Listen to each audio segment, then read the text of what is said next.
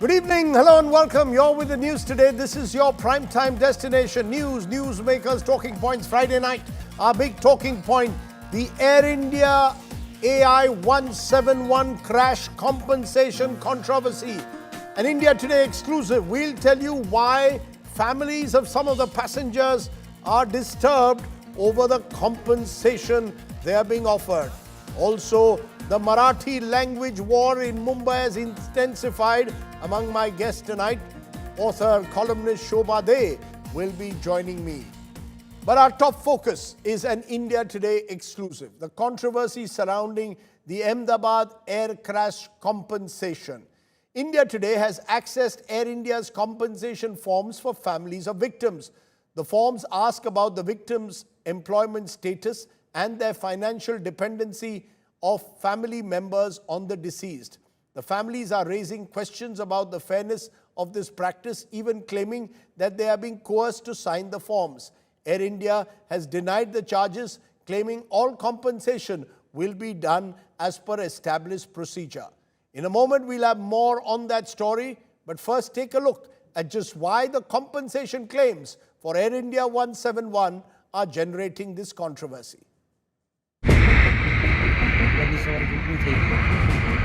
A tragedy that claimed at least 270 lives. And one that continues to haunt their loved ones even now.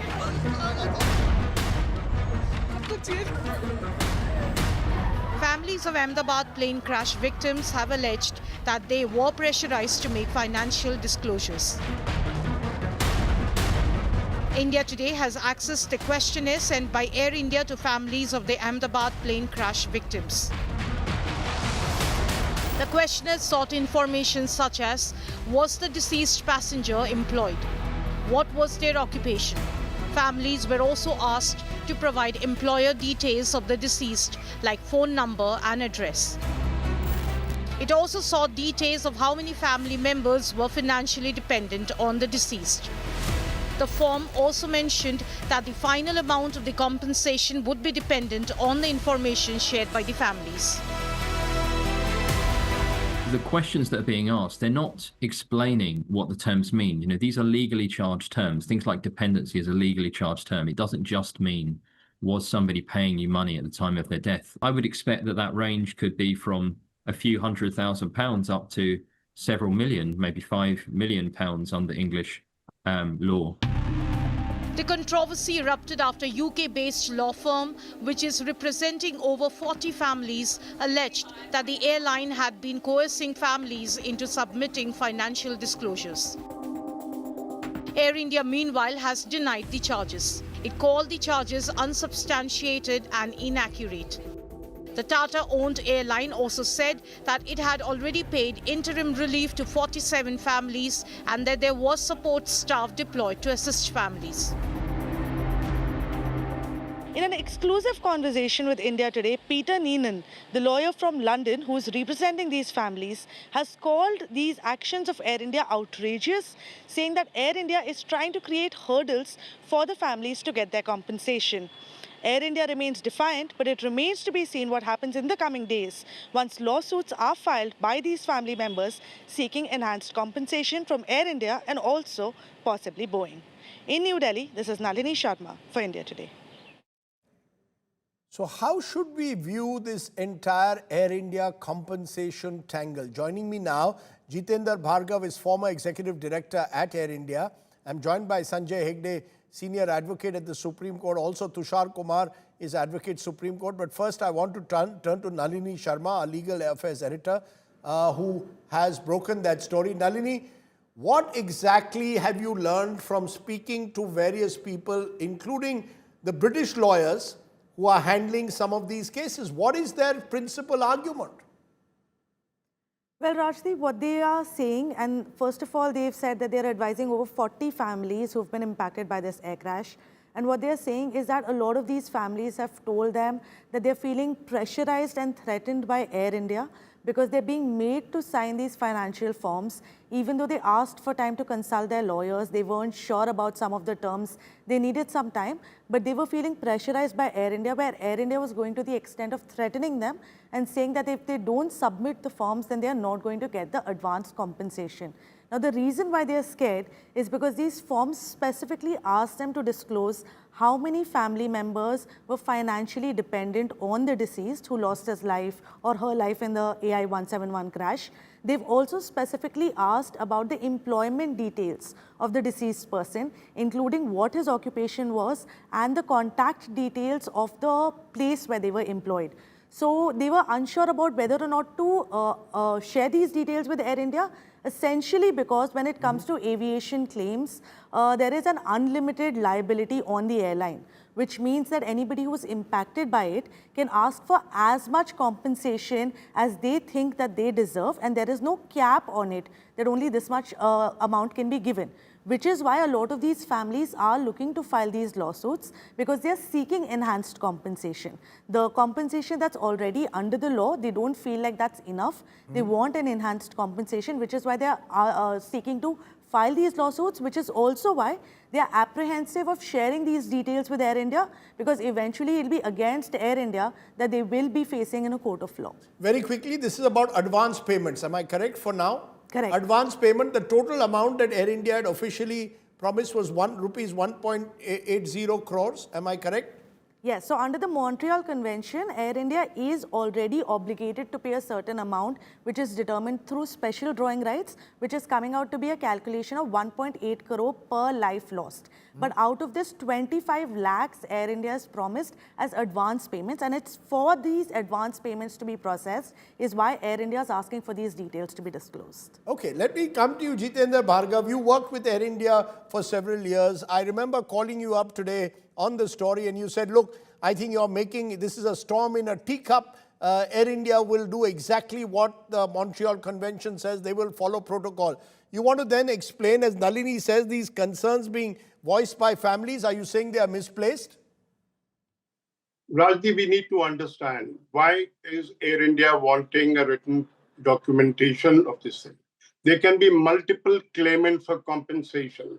How are you going to resolve the issues later? They're going to get it. The moot point that this lawyer is trying to make, or the victims are trying to make, is that Air India is attempting to slash compensation by getting their employer details and how much money they're earning, etc., etc. Now, there can't be a more ridiculous argument than this. Let me put it straight away. One, Air India is going to be compensating, as your correspondent very rightly said, as per international conventions. They are obliged to provide. They can't deny it, that if we don't fill a form, we will not do it. They will do it, but after following the procedures. What have Tata's done? Over and above the compensation that Air India is offering, they are giving 1 crore each. And forget this 1 crore also, they have set up a corpus fund of 500 crores to ensure that it's on a sustained basis that the families of victims can be assisted. Now, I find this whole kind of argument, there's a thing in America called the ambulance chasers. Perhaps you're getting onto the similar scenario where the lawyers get on and say, look, if we get you higher payment, this is my cut for it, etc. There are rules and regulations. Air India cannot simply wish them away. Everybody is involved in it. The lawyers, the insurance companies, and everyone would be there, and there are protocols. And we all know about it, that there will be people who will be chasing money. What happens eventually? If some Air India pays off without due diligence, some other claimants come and say, look, I also needed, this was my relationship with the victim. I was dependent on that victim. This is, etc. So why are we making such a big, and the reason why when I spoke to you earlier was primarily this, that this kind of an argument does not warrant any kind of credence to be given by media or anybody else. Okay, you're claiming the media shouldn't give credence to it, but let me just try and dissect what is being said.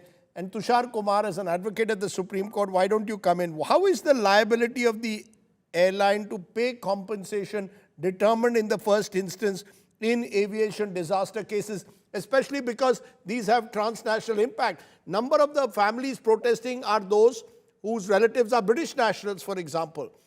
And I know that I just heard Jitendra Bhargav say these could be ambulance chaser lawyers. but is there a formula which is set? The fact that these forms are being distributed, is that something that is surprising? Thank you, Rajdeep. So I would agree with Mr. Bhargav that the panic currently is pretty premature. So the liability in particularly this Air India case is squarely, governed by the Montreal Convention of 1999. Indian law recognizes it. It is mandatory as per 17 and 21. So Article 17 and 21 give mandatory compensation of 1 lakh STR, which is the special drawing rights. So, be it the fault of the airlines or not, 1 lakh is a mandatory amount, 1 lakh STR.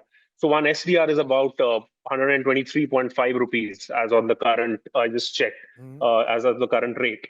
So, as far as this mandatory payment is concerned, I don't think there is any reason for panic because that is mandated by an international convention and it is enforceable across the borders. It is not limited to India or UK. Now, where But the element of perhaps coercion, some the lawyers element or of is someone obliged to coercion, disclose all the details? They claim this is no, coercion. no. As per the convention, they're not obliged, but it's very important to know that whether the correct claimant, whether the correct person is coming ahead and claiming the compensation. So it is not wrong on Air India's part to maybe seek some minor proof, of kinship or of some sort of relation Okay. to the deceased. So otherwise, yeah.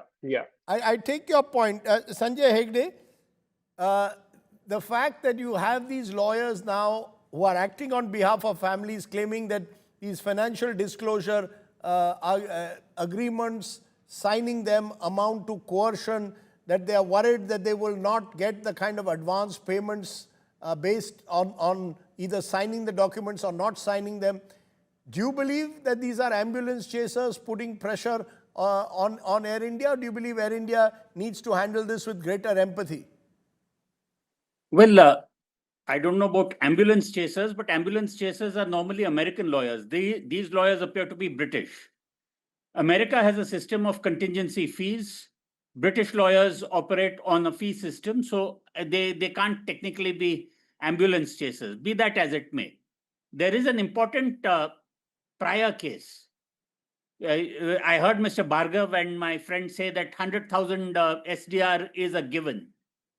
In the Mangalore air crash case, which involved Indian Airlines, the airline took a specific stand that 100,000 was not a given. You had to prove that your income merited a compensation of 100,000. The Kerala High Court ruled against the aviation company. The matter is still pending in the Supreme Court. So there are various legal issues, and I think Air India is currently should be more empathetic to avoid public perceptions and creating a controversy.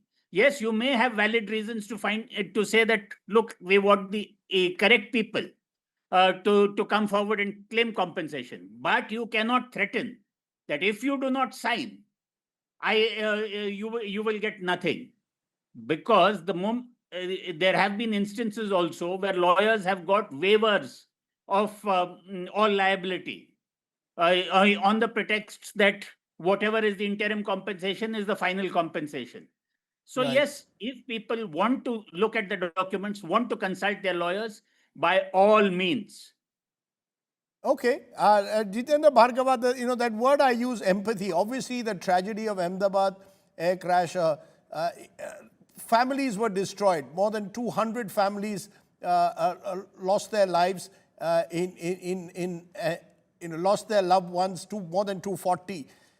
Is there a greater need to ensure public perception is that the big bad airlines versus hapless victims? That's a perceptional problem that Air India surely will have to deal with. And as has been mentioned in the past, one instance was given here by Sanjay in the Mangalore air crash. There's a sense that it's an unequal battle. If I'm a family member of a victim, I cannot run pillar to post hoping that my compensation is given at the right time for the right amount. Hey, Rajdeep, let's put it this way. under no circumstances can an airline deny compensation.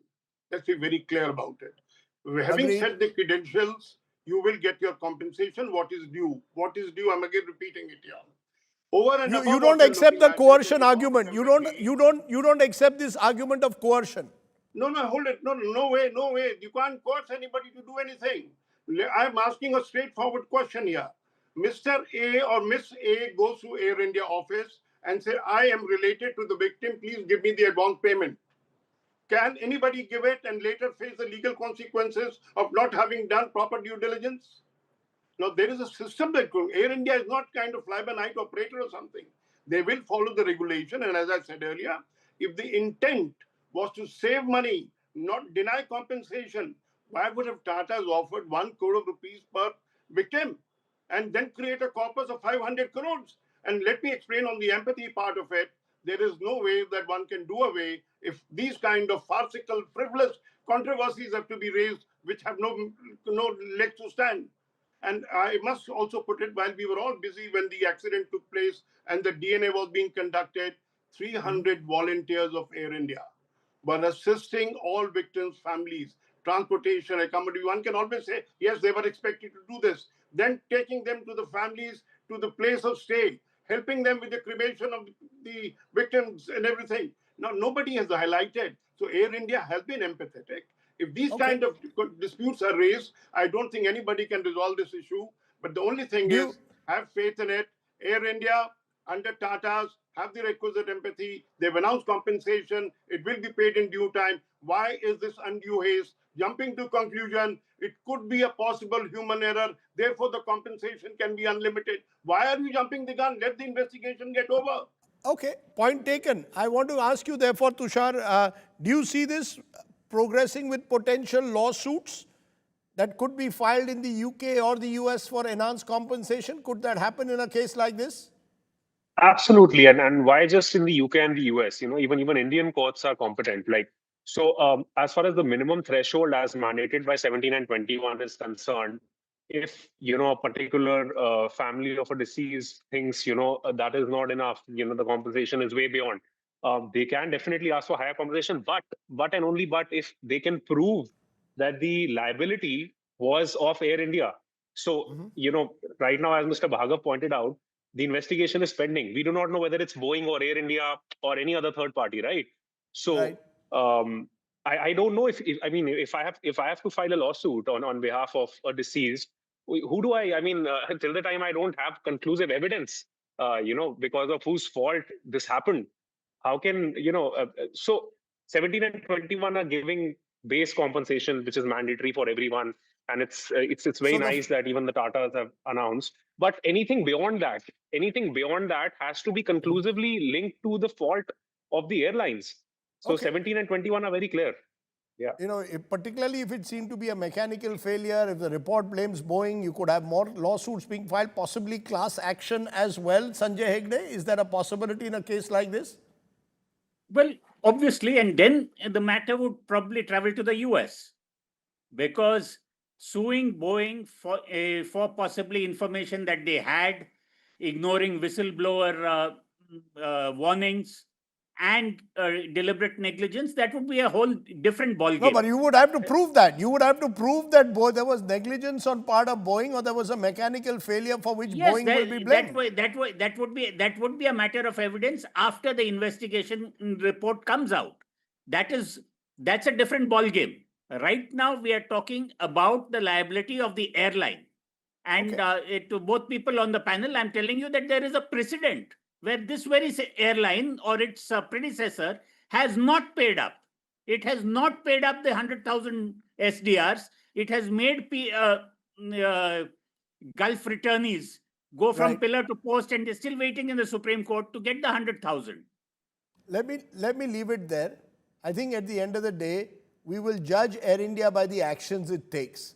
Lawyers may well have their grievances, families may have their grievances, but we will judge Air India in the weeks and months ahead by the action it takes, by the action that Tata's takes, in the hope that empathy above all else, given the horrific nature of this crash, will ensure that the families of the victims get what is due to them without having to run from pillar to post. I appreciate my guest joining me on my top talking point. I want to turn from there to my big political story today, which comes from Maharashtra, where a shocking video has now sparked political chaos.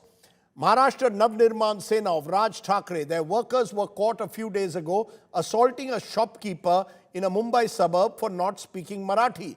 Now ministers have jumped in, some defending what's happened, others questioning why is the MNS being allowed to get away. 6 days have passed without arrests. The big story, though, is the return of language vigilantism, which has haunted Mumbai in the past. Take a look at this report on language wars resurfacing in Mumbai.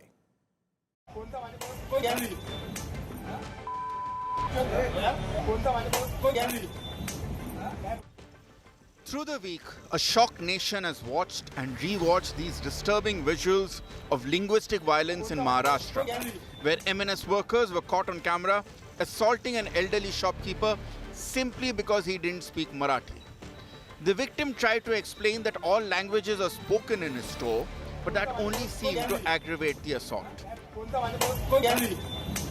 But what's more shocking than their hooliganism is the defense from the party high command.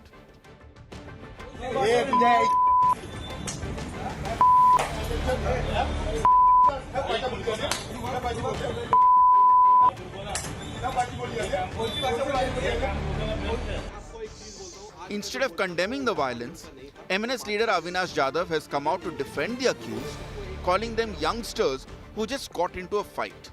He dismissed the outrage, claiming that BJP agents were behind the protests and not the trader community. जो मोर्चा था वो व्यापारियों का नहीं था, वो भारतीय जनता पक्ष के कुछ एजेंट लोग हैं, उन्होंने सबको एक करके किया हुआ मोर्चा था। वो व्यापारी मुझे कल रात को मिला था, उन्होंने मुझे कहा था दादा हम लोग कोई मोर्चा बिरचा नहीं निकालेंगे, हम लोग हमारे समाज मंदिर में मिलेंगे और जो भी है आपस में बैठ के बात खत्म करेंगे। ऐसी हमारी बात होने के बाद कल भारतीय जनता के पक्ष के कुछ एजेंट हैं, उन्होंने इन सबको भड़काया। That's it. No remorse, no apology. जिस प्रकार की घटना हुई है उसके ऊपर पुलिस ने एफआईआर भी किया और कार्रवाई भी की है। हमको हमारी मराठी का अभिमान है, लेकिन भारत की किसी भी भाषा के साथ इस प्रकार से अन्याय नहीं किया जा सकता। But MNS isn't the only party pushing for language supremacy. Shiv Sena MLA Yogesh Kadam has openly asserted that those living in Maharashtra should speak in Marathi. Maharashtra में मराठी तो बोलनी ही पड़ेगी। अगर मराठी नहीं आती है तो आपका ये एटीट्यूड नहीं चलेगा कि हम मराठी बोलेंगे नहीं। हम कोशिश करेंगे ऐसा वो एक बता सकते हैं, बोल सकते हैं। तो मेरे ख्याल से देखिए, हमें किसी और लैंग्वेज का अपमान हमें करना नहीं है, लेकिन मराठी में अगर कोई महाराष्ट्र में कोई मराठी को डिसरिस्पेक्ट करता है तो बिल्कुल वहाँ पे हमारे कायदा हम लागू करेंगे, उस पर कार्रवाई करेंगे। जो भी है, जिन्होंने भी उनको मारपीट की है, बिल्कुल उनको एक ही संदेश देंगे कि कायदा हाथ में मत लीजिए। If that wasn't enough, Minister Nitish Rane hit back with a communal spin on the controversy. अगर वो मराठी के लिए लड़ रहे तो फिर ये लोग ने मोहम्मद अली रोड बहरामपाड़ा में जाके क्यों नहीं मराठी के लिए लड़ते? मराठी के लिए अगर लड़ रहे होंगे ना तो जिस तरह से मीरा रोड गए, जिस तरह से थाना के कोई, तो ये एरिया में भी तो मराठी बोली नहीं जाती ना। मुमरा जैसे एरिया में मराठी कहाँ? अगर आपको मराठी के लिए लड़ना है, मराठी को इम्पोज करना है तो सब जगह करना है। ये सिलेक्टिव क्यों चाहिए? सिलेक्टिव अपनी हिम्मत क्यों दिखाना है? सिलेक्टिव अपने आप को शेर क्यों बोलना है?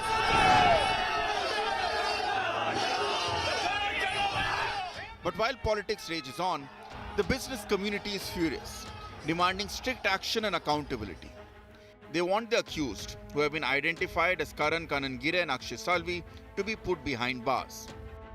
But despite the video evidence, not a single arrest has been made. Even 6 days later, the accused roam free, emboldened and unrepentant. Bureau Report, India Today. So how should we see the resurfacing of language wars now? Joining me now is author, columnist Shobha De, who occasionally likes to call herself a Maharashtra Mulgi or a woman from Maharashtra. Shobhade, let's cut the chase. Do you believe that Marathi should be made mandatory for anyone who lives in Mumbai, or should Hindi be imposed in any manner as the MNS and the Shiv Sena are claiming? Rajdeep, let me give you a quick backgrounder to who I am. I'm not an occasional Maharashtrian Mulgi. I am Maharashtrian to the core, born into a Maharashtrian family, proud to be a Maharashtrian and very proud of speaking and knowing Marathi. But to go back a little to what you just asked, I went to a school which was founded in 1875. Surrounded by Marathi speaking people, but it was a Protestant school. We were taught by British teachers, and we had 5 languages, including Marathi, Hindi, Gujarati, Sanskrit, French, and English, of course. There was no dispute at that time at all about language being a political issue. It has been made into a political issue by warring cousins who are on shaky ground. They want to be relevant. They have an important election to fight. Suddenly they've discovered their love for the language. And forget all that. Maybe they truly do love the language. You cannot indulge in hooliganism in the name of Marathi Manus pride or Marathi language pride. You cannot do language dadagiri. It's just not on. The person that they slapped, that young Jodhpur Sweets, the salesperson there, and also what the owner said after that, is far more wise, far more relevant to a city like Mumbai, when they pointed out that language is not something that should be imposed on anybody, that you must be able to speak Marathi. That guy very wisely said that we speak in all languages. That is the spirit of our city. We do not believe in Marathi chauvinism. At least I don't. So what was indulged in was intrinsically wrong. It's Shobhade, I think most viewers and would completely agree with you, violence unacceptable. But how does one respond to those who say that learning Marathi, speaking Marathi is important because Mumbai is at the end of the day a Maharashtrian city. Therefore, this is not Marathi linguistic chauvinism as much as just pride in your language. Capital city of Maharashtra, why should those who migrate from different parts and come to Mumbai not learn the language of the city, i.e. Marathi? I'm not saying that for a moment. Of course, they should learn Marathi. It should be something they learn with respect and pride, and not something that is thrust upon them in an aggressive manner. My only point is against using violence to impose this kind of a rule. Because if you remember, Rajdeep, Article 19 of our Constitution reminds us that in terms of freedom of expression and speech, that we can speak in any language we choose to speak as citizens of India. No political party can appropriate a language and say that speak in this language or else. By all means, learn Hindi. By all means, learn Gujarati, Marathi, learn Punjabi, learn whichever language you choose to. You'll only be the richer for it. But to use it as a political tool, that is intrinsically wrong. And I'm glad that there are enough sane people across Mumbai and Maharashtra who are saying the same thing. But what would you say to those who say, I hear Maharashtrians who say that we are being reduced to a minority in Mumbai. There are only now about 37-40% original Marathi speaking people in Maharashtra. The waves of North Indian migrants are coming in, changing the demography of the city. We've heard the same argument in Bengaluru, where similar instances have happened. Kannadigas saying if you come to Karnataka, you must have all your signage in Kannada, you must speak in Kannada. So it seems that there is this constant sense of grievance that a section of locals feel against the so-called outsiders, and that's what's really playing out. Do you agree with that, be it in the context of a Mumbai or a Bengaluru, locals versus outsiders? If it's happening in Karnataka, if it's happening in Maharashtra, doesn't make it right.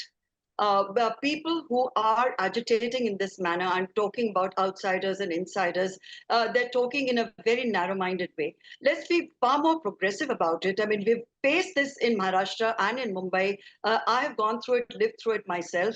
When you remember when South Indians were targeted And in any case, the signage across Maharashtra and Mumbai is in Marathi and in English. The script is the same, whether it's Marathi or Hindi, it's Devanagari. So what are we actually saying? That every single person you meet on the street should be fluent in Marathi, and if that person is not fluent, you're asking to be slapped? I mean, what kind of politics is that? All I'm saying is, if you're so concerned about education, make the quality of education across Mumbai and across Maharashtra something that we can all be proud of. Focus on progressive, whatever policies you want to follow. No one's going to challenge those. But to use something suddenly to discover that, oh, we are under threat, 37% only of Marathi speaking people, we should ask ourselves why that has happened.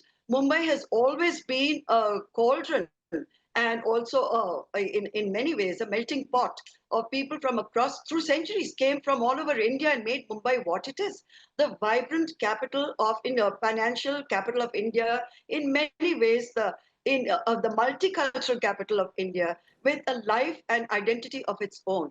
This simply will not work. Mumbai is what it is because of all the people who've come and contributed to Mumbai's richness. So to slap someone who is not in a position to retaliate is nothing but cowardly. And it, like I said, it is a cognizable offense. They're out on bail bonds, we're told. But actually, any other person, if not belonging to a political party, would have faced arrest. Why should the law be any different for 7 people or 4 people who belong to a particular, almost marginalized political party in our city and state? I couldn't agree with you more. I'm also going to ask my producer to stop showing those pictures of that man getting slapped. I think that's gratuitous violence, unacceptable. But what I find interesting here is the Hindi factor in Mumbai. I mean, here is the city, Mumbai, which is identified with Hindi film industry or Bollywood. You've tracked Bollywood for years. Everyone wants to identify with Hindi film stars and their celebrities. Suddenly, where does the antipathy against Hindi come from? Is that what surprises you? You mentioned all those years ago, South Indians being bashed up for not learning Marathi. There was an element of job competition there. Now Hindi speakers being targeted. Do you see that as pure politics? Because this was seen as the city that encouraged Hindi film cinema, and indeed Hindi spoken as the street language of Mumbai. Well, I don't think it has anything to do, essentially, Rajdeep, with Bollywood or Hindi speaking or the Bombaya Hindi that I so admire and use myself. It has everything to do with a certain threat posed by political parties who are equating Hindutva with Hindi. I mean, Raj Thakra's statement about I'm Hindu, but I'm not Hindi. It sounds very dramatic and wonderful, but does Hinduism come with a specific language? It does not. Hinduism belongs to whoever feels like a Hindu, wants to identify as a Hindu. And in every single language across the world, even if you call yourself a Hindu and you believe you're a Hindu in French, it's equally valid. Some time ago, they tried imposing, Marathi cinema at peak times at all the multiplexes. It backfired. So it's not something that is this new sudden discovery of love for just Marathi and down with Hindi has everything to do with politics and nothing to do with, the pride in Marathi. If you're proud of Marathi, make sure that you enrich the awareness of Marathi in the right possible way. A 100-year-old lady has shown us exactly that. Her name is Yasmin Sheikh. She's a Marathi grammarian, the absolute authority on Marathi, how it should be spoken, the richness of Marathi. She said only recently that language does not recognize religion. She's proud to be a Marathi grammarian based out of Pune. Why don't you use her to make sure that Marathi deserves the kind of place that you wanted to in schools and colleges? Right. And spoken Marathi is widely, in the best possible sense, shared with the people of the city and the state, not by indulging in hooliganism. I'm completely opposed to that kind of dadagiri, no matter where it comes from and who tries to justify it. Just one final question. What you're saying, therefore, is all of this has less to do with the demographic changes in Mumbai. The fact that so many North Indian migrants have been coming in it's actually purely to do with politics, trying to find ways to capture political power by the Senas, especially ahead of the crucial BMC elections next year. It's all politics at the end of the day. Absolutely, it's exactly that. And the threat right now that the cousins are facing, seeing that how the BJP performed, and possibly trying to preempt something that they fear in the elections which are tomorrow. But the Mumbaikar and the people of Maharashtra know better than to be divided on this flimsy basis alone. If they have something concrete to offer the cousins, which will benefit the people of Mumbai and of Maharashtra, by all means, put that forward. But don't use language as to beat up everybody else, because that's not going to work. The city is made what it is, so rich and so amazing for the rest of India, because of the people who've come, the outsiders, the so-called outsiders and the migrants. Who does the work on all our building sites? Is it the Maharashtrian boys and girls or women? No, it's migrants from across India. Why are they here? Because they're getting that opportunity to work here. Are we stopping Maharashtrians from going to other states and saying, no, you must not travel for work opportunities anywhere else? No, in a country like India, there's free movement of people. You go where the jobs are. If they're coming to Mumbai because we are providing them an opportunity to better their lives, embrace them, welcome them, and by all means, let them learn Marathi. It's a beautiful language. Couldn't agree with you more, Shobhade, on that. Thank you very much for joining us. I know in the past, for your strong comments, the Shiv Sena has targeted you. So stay safe, and thank you very much. Shobhade, speaking out there on language wars. Hooliganism, completely unacceptable, is the message loud and clear. The two Thakres, in fact, are coming together for a rally tomorrow in Mumbai. Let's turn from there to our ground report today. The Kanwar Yatra is a journey. Kanwar Yatra is a journey of devotion and deep-rooted faith.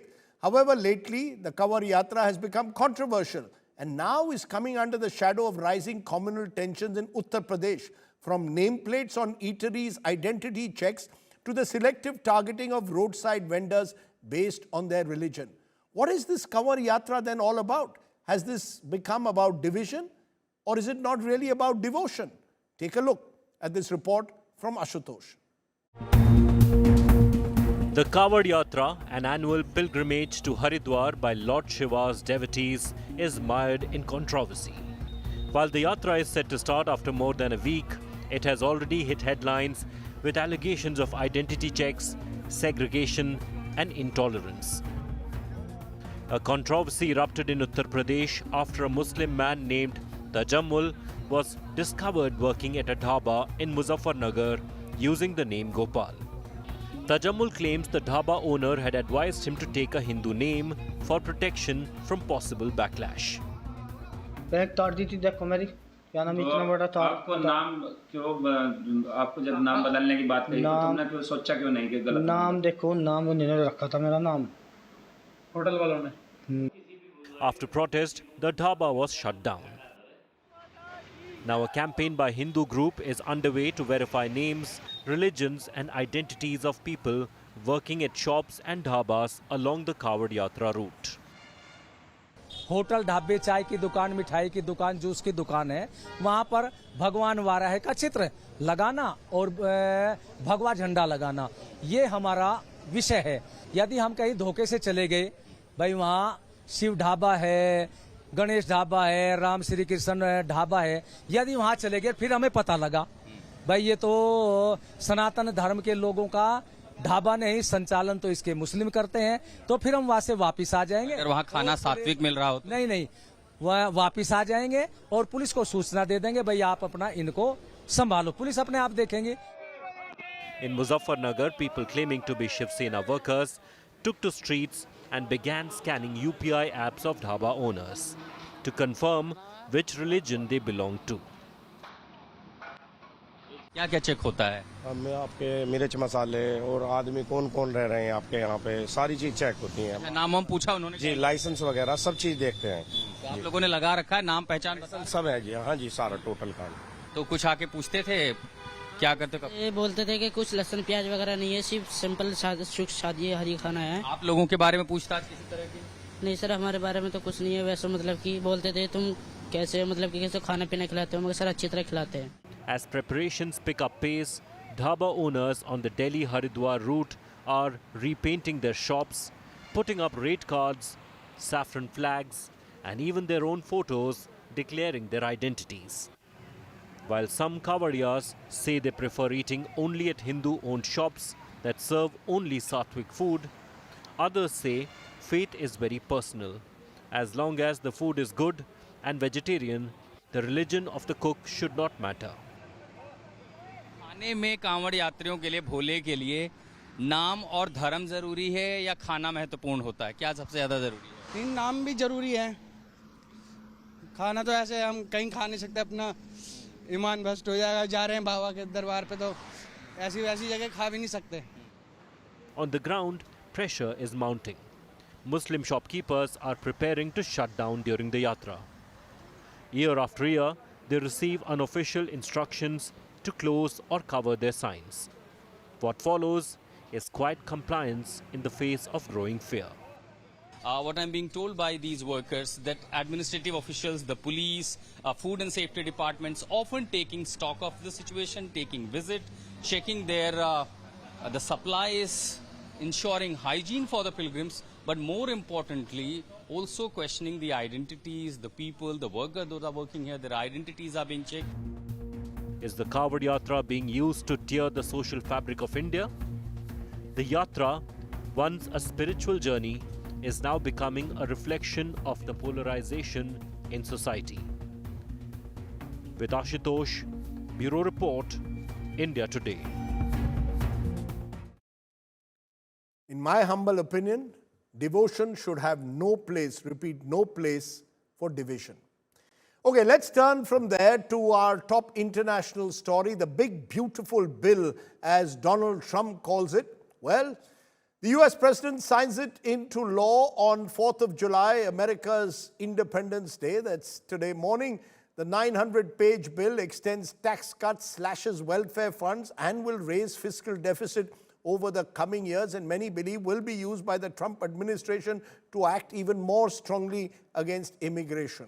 That Donald Trump managed to push through the bill despite divide within the Republicans means he's in his most powerful phase as a president.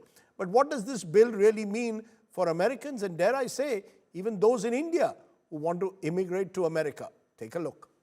On this vote, the yeas are 218, the nays are 214. The motion is adopted. Press on for the American way of life. Press on for democracy. We're going to press on. Marathon debate sessions, House Minority Leader Hakeem Jeffries' record-breaking decision to filibuster and divide among Republicans, all this together could not thwart Donald Trump's mega one big beautiful bill to come into force. In a matter of hours, the US President will sign the bill into a law on 4th of July, the American Independence Day. There could be no better birthday present for America than the phenomenal victory we achieved just hours ago when Congress passed the one big, beautiful bill to make America great again. The yeas are 50. The nays are 50. After being narrowly approved by the Senate in a 50-50 vote that requires Vice President J.D. Vance to break a tie, the bill was approved by the House of Representatives in a 218 to 214 vote. In every aspect of our country, we're doing well, despite the fact that we inherited millions of people that shouldn't have been here. And I think we have crime stats that are coming out that are showing the lowest numbers we've had in many years. And that also despite the fact that a lot of people are here that shouldn't have been let into our country. So they're going to be very proud tomorrow. So we're signing at about 5 o'clock. And at about 5 o'clock, we're going to have B-2s and F-22s and F-35s flying right over the White House. And the Speaker and I and John Thune, we're all there together with I think most Republican senators and congressmen and women. And it's going to be a great day. So we'll be signing with those beautiful planes flying right over our heads. The bill is an extension of Trump's 2017 Tax Cuts and Jobs Act. With this bill becoming a law, spending on border security, defense and energy production will increase. Due to all this, there will be significant cuts to healthcare and nutrition programs like Medicaid and the Supplemental Nutrition Assistance Program or SNAP. According to the Congressional Budget Office, the bill will add $3.4 trillion to federal deficits over the next 10 years, leaving millions without health insurance. Certain provisions have been removed from the bill, like the one which would have ordered the sale of public lands and another which would have paused state regulations on AI. President Trump is going to sign the bill into a law at a ceremony on July 4th. He has announced the signing ceremony on his Truth Social handle. With Mahashweta Lala, Bureau Report, India Today. To get real India. When the system fails in this country, people sometimes rise. In Uttar Pradesh's Fatehpur district, that's what's happened. The residents of Kripalpur village went on to build a makeshift wooden bridge after multiple requests for a proper bridge to the authorities fell on deaf ears. Now the district administration has been shamed into action and is promising the villagers to build a bridge after the monsoon. Take a look at Get Real India.